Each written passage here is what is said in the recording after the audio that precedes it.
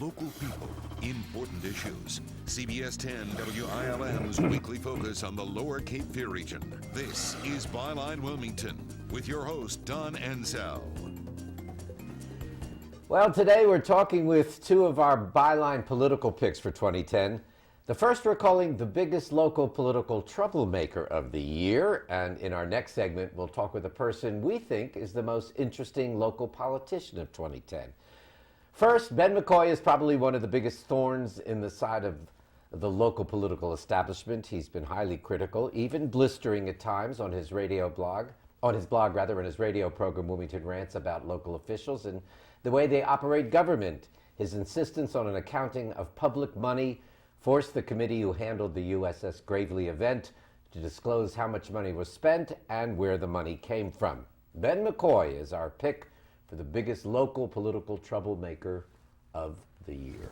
Well, thank you, Don, for that distinction. I'm curious what your reaction was when we called you and asked you to be in our show as the pick of the biggest political troublemaker of the year. Well, considering the cast of characters that we have running the show here locally, if I'm the troublemaker, then I take that as flattery. You're talking about the show bebeing the political landscape. That's right, that's right.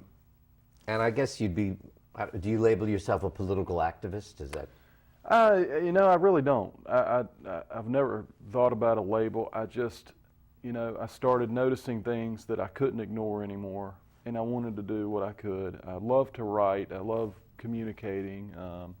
I work in marketing and PR professionally, and I found a voice somewhere. I had things I wanted to say and speak out about. I saw too many things in local government that I just don't believe are right and are serving the taxpayer and the citizen well. So, I'm not. Nothing I do is grandstanding. It's what I feel, and just ask my wife. I can't keep quiet when I have an opinion. So. And then you ran for Wilmington City Council in 2009. That's right. What fueled your interest to run?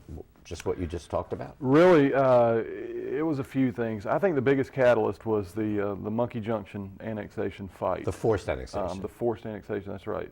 And there was quite a debacle at City Hall when that whole vote and the public... right. The public hearing. On April 7th, I believe, was, a switch was really flipped inside me. That really opened my eyes. Before then, I hadn't been active locally. Read the paper, kind of keep a pulse on things, but... Do you live in that area? No, I don't. You don't? I don't. I actually live right down the street from the studio here, but okay. I've got friends there. I've seen, and talking to the people there, we have a big senior population in that area on fixed incomes and that sort of thing, and they've lived there for years and years. They've raised their families there, and to be, sort of thrown to the wolves, so to speak, against their will, and their taxes double, and all these things. When they're happy with their septic system and their wells and their county services, and I believe forced annexation is fundamentally wrong, and that really got me going. You placed sixth out of the 11 candidates. That's right. For the 3 seats that were up for grabs on council that year. What did you make of that? I thought it was good. I was happy with that. Did you expect to win? You take the attitude of being a winner. I wasn't surprised that I didn't. I'll put it that way. Did you run to win? Yes, absolutely. I did. I did run to win. But I wasn't surprised. We live in a community that sort of has a stereotypical local politician, if you will. People who are very well known in the community. Their families are well known. They're connected in different circles. They belong to the right clubs and social organizations, and these are the people that typically win elections in this town and in this county. And well, I don't fit that mold. Of course, you have Brian Berger, who will be in our next segment, as a matter of fact, who is probably none of those. That's exactly who right. won an election. I was going to say that's a ray of light right there. I'm a big fan of Brian Berger. It's no secret I openly endorsed and supported him through his campaign. But the main thing I like about Brian Berger is he's just an average citizen. He's just an average Joe.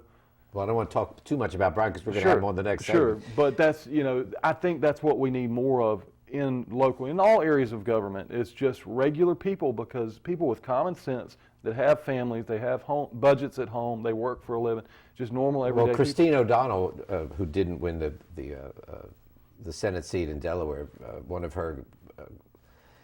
the commercials that sank her, they say, was the one that she said, "I'm not a witch, I'm you." Yeah. And people said, "I don't want people like me. I want people smarter than me. I want people who know how to run a government, and I don't."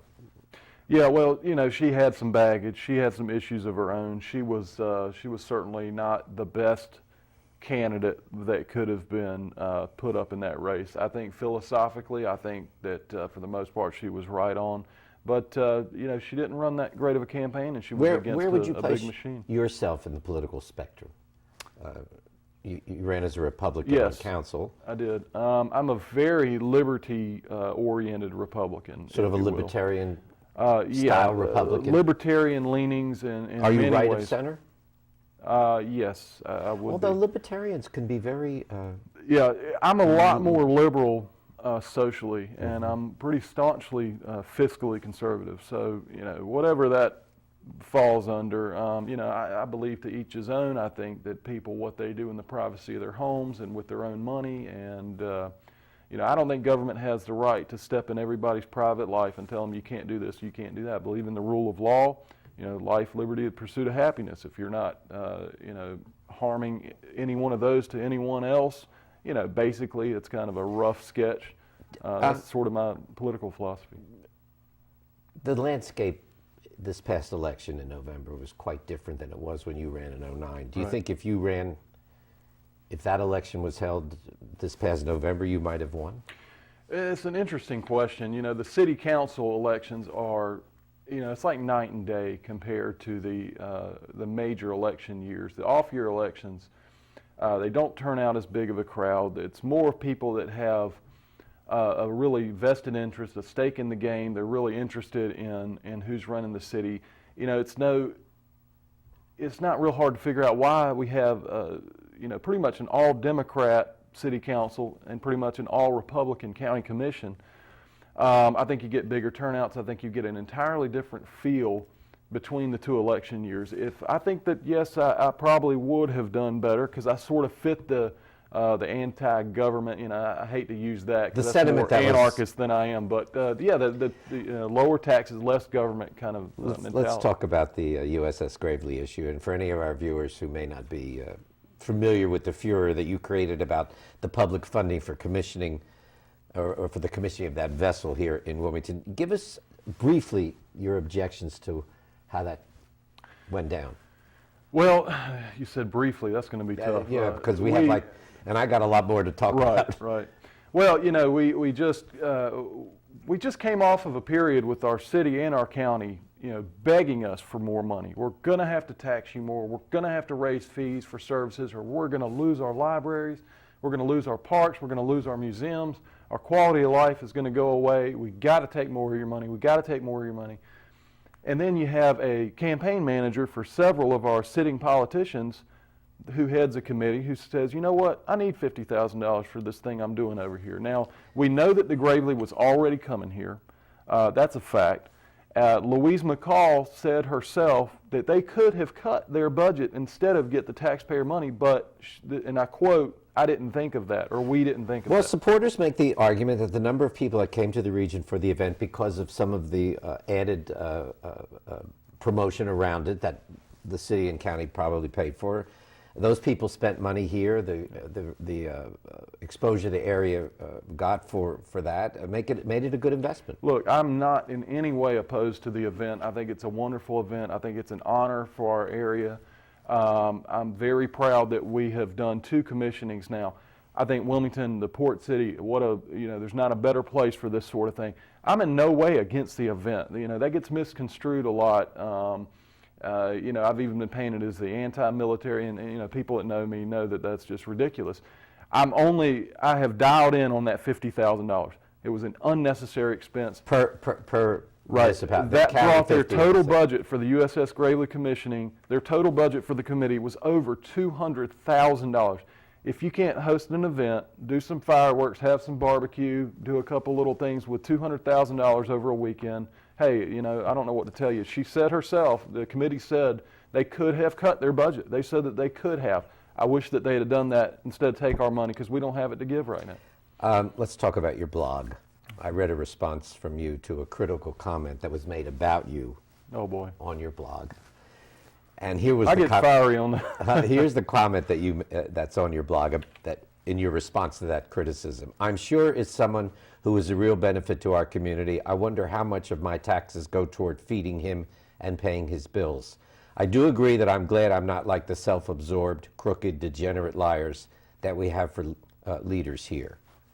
That's some pretty strong language for public discourse. Yes, it is. I can't remember where that comment was, but it was certainly something that had me upset. Why would you think that a person that disagrees with you is on the public dole? Well, I can't, like I said, I can't remember the context of that. There must have been something that led me to believe that, to write that. I can't remember the context of what that actual comment, you said that was on my blog. It was on your, it was in response to a criticism of you on your blog. We're almost out of time. And now, for the record, that's not some general rule of thumb where I think someone disagrees with me, they must be on the public dole. Not at all. She's out of time. I had so much more to talk to you about. Wow. But thanks for coming on. Maybe we'll get you back so I'd love to. when new issues surface. Stay with us. In our next segment, we'll talk to our pick for the most interesting local politician of 2010, Brian Berger, newly elected new Hanover County Commissioner. That was fierce, people. Stay with us.